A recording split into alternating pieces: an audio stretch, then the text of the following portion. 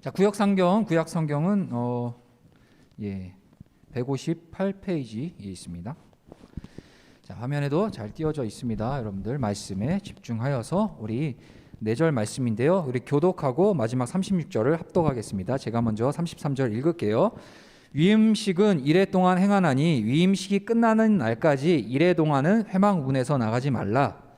오늘 행한 것은 여호와께서 너희를 위하여 속죄하게 하시려고 명령하신 너희는 7주야를 회막문에 머물면서 여호와께서 지키라고 하신 것을 지키라. 그리하면 사망을 면하리라. 내가 이같이 명령을 받았느니라. 아론과 그의 아들들이 여호와께서 모세를 통하여 명령하신 모든 일을 준행하니라. 아멘. 우리 말씀을 한 번 더 짧게 기도하겠습니다. 주 하나님 감사합니다. 오늘도 말씀하여 주시고 들을 수 있는 귀와 또한 바르게 전할 수 있는 혀를 우리에게 허락하여 주시옵소서. 또한 말씀대로 살아낼 수 있는 성령의 능력 또한 함께하여 주시옵소서. 예수 그리스도의 이름으로 기도합니다. 아멘. 지난 한 주 잘 보내셨어요, 여러분? 참 이렇게 보면 많은 빈자리가 보이긴 한데 그래도 이렇게 여러분들이 건강하게 또 하나님 앞에 예배하며 나올 수 있는 것이 정말 우리가 느끼지 못할지언정 하나님의 은혜를 받고 있다는 사실입니다. 그렇다고 지금 온라인으로 예배 드리고 계신 분들이 은혜를 안 받았다는 얘기가 아니라 어찌됐든 간에 하나님 앞에 예배자로 나갈 수 있다는 것, 그것만큼 큰 은혜가 없어요. 여러분들 동의 얼마나 하실지 모르겠지만 살아보고 은혜를 경험해 보니까 정말 예배할 수 있는 것만큼 큰 은혜가 없더라고요. 그래서 오늘도 짧은 시간 예배 드리겠지만 여러분들 좀 잘 기대하고 소망하는 마음으로 예배했으면 좋겠습니다. 오늘 지난주 여러분들 지난주 말씀을 얼마만큼 기억하고 있는지 모르겠습니다. 자, 지난주 우리는 구약 시대 때 드리는 제사, 즉 구약에서 나오는 제사에 대해서 얘기를 나눠봤습니다. 그런데 그 구약 시대 때 드렸던 그 제사는 오늘날 우리에게 그 제사를 적용한다면 뭐라고 했죠? 그게 예배입니다. 예배. 자, 이 예배며 하나님이 기뻐 받으시는 예배는 어떤 예배인지에 대해서 우리 지난주에 말씀을 통해 여러분들과 함께 나눴습니다. 자, 그리고 이어서 오늘도 레위기, 그 성경 통독에 하다 보면 위기가 닥칠 레위기, 하지만 여러분들은 더 이상 위기가 아닙니다. 레위기 안에 담겨 있는 하나님의 심오한 은혜와 그 메시지가 얼마만큼 큰 은혜가 있는지를 여러분들 계속해서 우리가 다뤄갈 건데요. 오늘도 계속해서 이 레위기 본문을 통해 주시는 하나님의 은혜를 여러분들과 나누고자 합니다. 자, 제사는 이스라엘 백성이 자신들의 죄를 사함받기 위한 목적으로 드려지는 것이 바로 제사입니다. 이 제사는 하나님께 택함을 받은, 즉 하나님의 백성들만 드릴 수 있는 것이 바로 제사였어요. 강도사님이 여러분들에게 예배가 정말 얼마나 큰 은혜라는 것을 강조했는데 이 이유가 여기 나오는 겁니다. 예배, 곧 제사, 곧 예배는 하나님의 구원을 받은 성도만이 드릴 수 있는 행위이기 때문에 이것이 은혜가 큰 겁니다. 반대로 뒤집어서 얘기하면 예배하고 제사를 드리고 예배드리는 바로 우리의 모습을 통해 우리가 하나님으로부터 구원을 받았다는 것이 증명된다는 거예요. 자, 이처럼 제사는 하나님께 택함받은 하나님의 백성만 드릴 수 있는 특권이었어요. 이 제사는 이스라엘 백성이 자기 마음대로, 그런데 이 제사는 이스라엘 백성들이 자기 마음대로 아무렇게나 드릴 수 있는 것이 아니었어요. 지난 시간에 어떻게 예배를 드려야지, 어떻게 제사 드리는 것이 하나님이 기뻐 받으시는 제사인지에 대해서 지난 시간에 나왔습니다. 우리 고등부 유튜브 업로드에 지난주 설교 업로드 돼 있을 겁니다. 여러분들 한 번 더 복습하는 차원에서 한번 꼭 들어가 보시고요. 자, 이 부분에서는 오늘 언급할 부분은 아니고요. 자, 이처럼 제사는 하나님의 백성이 드리는 특권이자 하나님의 명령인데요. 이 제사를 그렇다고 해서 아무렇게나 내 마음대로 내 멋대로 드리는 것이 아니라 이 제사를 어떻게 드려야 하는지에 대해서 하나님은 아주 분명하고 명확하게 가르쳐 주셨어요. 자, 그리고 가만히 보면 제사가 한두 개가 아닙니다. 레위기가 왜 읽기 힘든 이유는 다 정말 그 구약시대 나랑은 상관없는 얘기인 것 같은데 그 얘기가 막 종류별로 나오는 거예요. 막 심지어는 그 종류별로 나오다가 이제는 반복적으로 나옵니다. 그러니까 이게 확 와닿지가 않죠. 사실상 어려운 것이 사실이긴 해요. 하지만 그 어려운 것을 이렇게 함축해서 얘기한다면 우리 제사 곧 예배인데, 당시에 그 제사법은 다양한 제사법들이 있어요. 그 제사법들이 다양했는데 그 제사의 목적과 의도와 또한 방식이 다 달랐습니다. 그런데 여러 가지 제사법들이 있었지만 한 가지 공통된 게 있었어요. 그것이 뭐냐? 모든 제사는 바로 제사장을 통해서 드려졌어야 됐습니다. 제사장을 통해서. 제사장의 직무가 바로 이스라엘 백성이 자신의 죄를 사함받기 위해 그 제물을 제단 앞으로 가지고 나오면 이 제사장은 그 제물을 잡아서 하나님께 제단 위에 올려서 드리는 일을, 즉 제사를 집도하는 행위를 한 것이, 그 역할을 감당한 것이 바로 제사장이었습니다.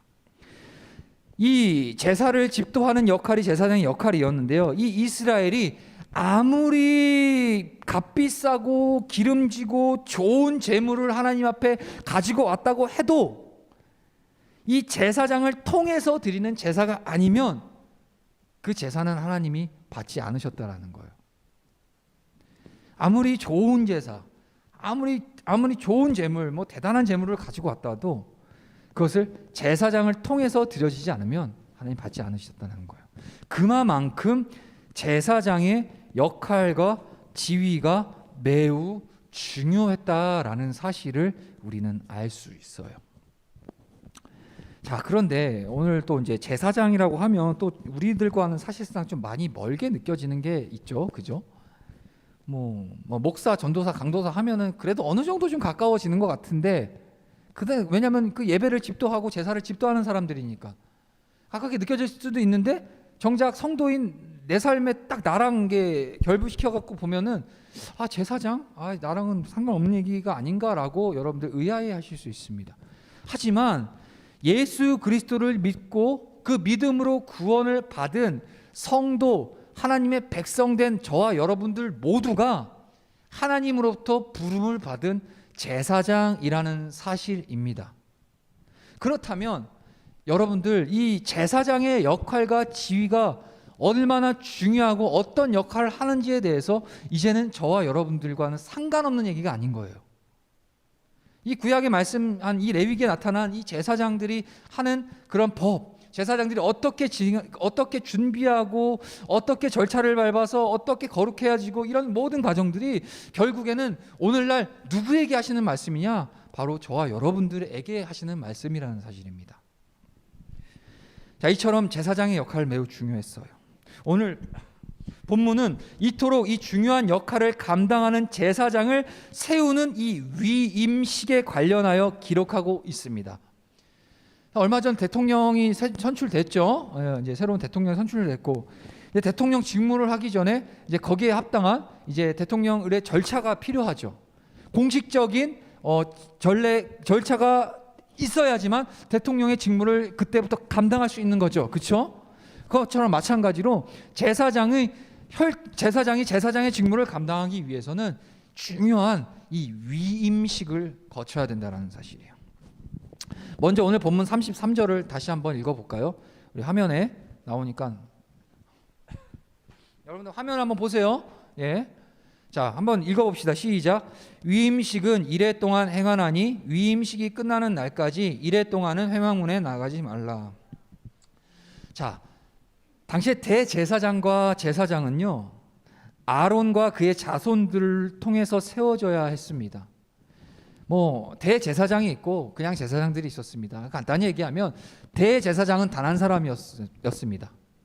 대제사장은 하나님이 임재가 있는 지성소, 그러니까 아주 거룩한 곳에 유일하게 들어갈 수 있는 사람이 바로 대제사장이었습니다. 그리고 그냥 제사장들이 있었는데 이 제사장은 모든 제사의 행위와 직무들을 감당하는 그런 사람들이었죠. 이 제사장을 감당할 수 있는, 직무를 감당할 수 있는 혈통이 있었는데 그 혈통이 누구냐? 바로 아론 그리고 그의 아들들. 자, 여러분들 이해하기 쉽게 얘기하면 분파, 지파로 얘기하면 이스라엘 12지파가 있는데 레위 지파들만이 이 제사장 직무를 감당할 수 있었습니다. 자, 이 아론은 대제사장으로서 하나님이 거하시는 지성소에 들어갈 수 있는 유일한 사람이었고요. 그 아론의 후손들은 제사장이 되어서 제사에 필요한 모든 업무를 감당했습니다. 자, 이 대제사장과 제사장의 직무를 감당하기 위해서는 반드시 위임식이 거행돼야 했는데, 이 위임식이 거행될 때 오늘 방금 전에 읽은 33절 뭐라고 하죠? 바로 1회 동안 진행되었죠. 이 위임식이 하루에 걸쳐 진행된 게 아니라 1회 동안 진행됐다고 합니다. 여러분들 여기서 좀 생소한 단어 또 나오죠. 1회가 그럼 뭐예요? 1회가 우리가 1회라는 얘기를 단어를 잘 표현 안 하잖아요. 근데 1회가 무엇이냐? 바로 7일을 말합니다. 7일. 뭐 우리 오늘날로 얘기하면 일주일이 되겠죠. 일주일. 즉 제사장이 제사장으로서의 그 직무를 감당하려면 7일의 위임식을 거행한 후에 가능한 거라는 사실입니다. 또 그렇다면 또 여기서 한 번 더 질문을 할게요. 그렇다면 왜 3일도 아니고 5일도 아니고 10일도 아닌 7일이었을까요? 자, 7이라는 숫자는 성경 안에서 7이라는 숫자를 자세히 들여다보면 완전함을 뜻하는 숫자입니다. 뭐 한 가지 예로 하나님께서 천지를 며칠 동안 창조하셨죠? 만물을 6일 동안 창조를 하셨죠. 그리고 7일째 된 날 하나님께서는 안식을 하셨습니다. 그것처럼 이 7이라는 숫자는 하나님의 완전함을 나타내는 숫자예요. 그래서 이 1회 즉 7일 동안 위임식이 진행되었던 것입니다. 아무튼 이 위임식이 7일 동안 거행되는데 이 위임식이 끝나기 전까지 제사장은 어떻게 하라고 하죠? 우리 33절 하반절에 제가 읽어볼게요. 위임식이 끝나는 날까지 뭐라고요?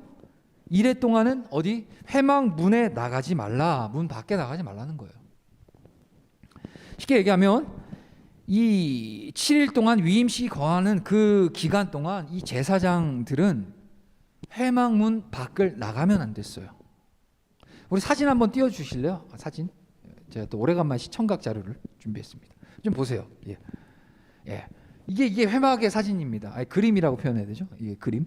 가운데 레위하고 이렇게 가운데 이렇게 크게 이렇게 있죠. 울타리가 있고 그리고 그 겉에 바깥으로 보면은 지파들이 유다, 이사갈, 스불론, 갓, 시몬, 르우벤, 베냐민, 므낫세, 에브라임, 단, 아셀, 납달리에서 동서남북으로 세 개의 지파들이 이렇게 둘러쌌어요.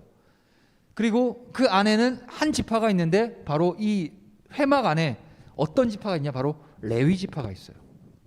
쉽게 얘기하면 제사장이 직무를 감당하기 위해서는 7일간의 위임식이 필요한데 그 위임식 동안 이 레위 지파는 이 회막문 바깥으로 나가면 안 됐다는 거예요. 과연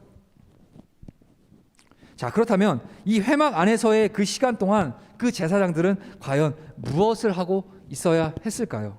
오늘 35절 본문 35절 한번 띄워봐 주세요. 한 번 더 읽읍시다. 시작. 너희는 7주야를 회막 문에 머물면서 여호와께 지키라고 하신 것을 지키라. 그리하면 사망을 면하리라. 내가 이같이 명령을 받았느니라. 아멘. 뭐라고 하시죠? 그 안에서 7일 동안 회막 문 안에 머물면서 뭘 해야 돼요? 여호와께서 지키라고 하신 것을 지키라라고 하시는 거예요. 이는 이스라엘 백성들을 대신해서 대표로 제사를 드려야 할 이 거룩한 직분의 제사장이 되기 위해서는 그들이 먼저 백성들의 본이 되는 거예요. 어떤 본이 되냐? 바로 하나님의 말씀을 지키고 그의 명령을 따라 행하는 거룩한 훈련을 그 안에서 해야 한다는 사실이에요. 자, 그렇다면 우리 삶에 좀 적용해 봅시다. 우리들 예수님 믿고 구원받은 저와 여러분들이 다 제사장 직분을 감당해야 됩니다. 자, 그러면 다시 원론으로 들어가서 제사장은 그럼 무슨 역할을 해야 돼요? 제사를 집도한다고 그랬죠. 이스라엘 백성들이 하나님 앞에 자신의 죄를 사함받기 위해서 제물을 가지고 이 회막으로 나아가면 제사장이 그 제물에다가 머리에 안수를 딱 합니다. 그러면 그 제물을 갖고 온 이스라엘 백성의 죄가 그 제물에게로 이월돼요. 이렇게 넘겨져요. 죄가. 그리고 그 제물이 죽임을 당하죠. 제사장이 제물 이게 죽여요. 요즘 같으면 약간 동물학대 뭐 이런 걸로 이렇게 쉽지 않았겠지만 어쨌든 제물이 죽임을 당해요. 그리고 제물을 분해하고 각을 뜨고 그 안에 있는 피를 빼고 내장을 빼서 그 제단 위에 올려서 그 제물을 불태워 올리죠. 이 모든 행위들, 집도를 하는 행위들 제사장이 하는데, 그렇다면 이스라엘 백성의 죄가 그 제물에게로 넘겨가서 그 제물이 죽임을 받고 태움을 받아서 제사를 드려지는데 내가 받아야 될, 죄로 인해 내가 받아야 될 그 죄의 대가를 그 제물이 대신 당하는 거죠. 그렇다면 우리 지난 시간에도 분명히 말씀드렸지만 우리 죄를 대신해서 속량해 주시기 위해서 대신 십자가 위에서 희생 제물 되어 주신 분이 누구라고요? 예수님이란 얘기예요. 우리는 내가 받아야 될 그 죽음과 사망의 대가를 우리 예수님이 나 대신에 대신 받으셨잖아요. 그 십자가 위에서 죽으셨다라는 거예요. 우리는 오늘 이 예배도 그렇기 때문에 이 예배를 드릴 때 나의 어떠함, 내가 어저께부터 일부러 오늘 주일 나오기 위해서 약속 안 잡고 뭐 열심을 다해서 뭐 최대한 이 멀리 막 버스 타고 힘들게 진짜 더 자고 싶으면 다 이거 다 희생하고 내가 왔어. 그러니까 이 예배를 하나님 받으실 거야. 아니요. 그런 근거로 하나님이 이 예배를 우리를 예배를 받으시는 게 아니라 저와 여러분들이 이 시간 드려지는 이 예배를 하나님 받으시는 유일한 근거는 바로 뭐냐? 바로 이 희생제물 되실 예수 그리스도 그분으로 인하여서 드려지는 예배만을 받으시는 겁니다. 이해가 되시죠? 물론 그 안에서 우리의 이 예배를 위해서 준비되어 있는 희생과 헌신과 봉사와 결단과 의지 이 모든 것들이 필요하죠. 하지만 예배를 하나님 받으시는 궁극적인 목적과 이유는 바로 우리를 대신하여 죽으신 예수님 그분에 의지하여 드리는 예배, 그것이 바로 하나님 받으신 예배라는 사실입니다. 이처럼 그 예수 그리스도로 말미암아 구원을 받은 저와 여러분들이 하나님이 이제는 나아가서 세상에 나아가서 하나님을 알지 못하고 예수님을 믿지 않은 세상 가운데 나아가서 이 제사장이 역할을 했던 것처럼 이스라엘 백성이 그 이스라엘 백성들과 하나님과의 그 관계 안에서 중간에 제사장의 역할을 감당하잖아요. 그죠? 제사를 집도하잖아요.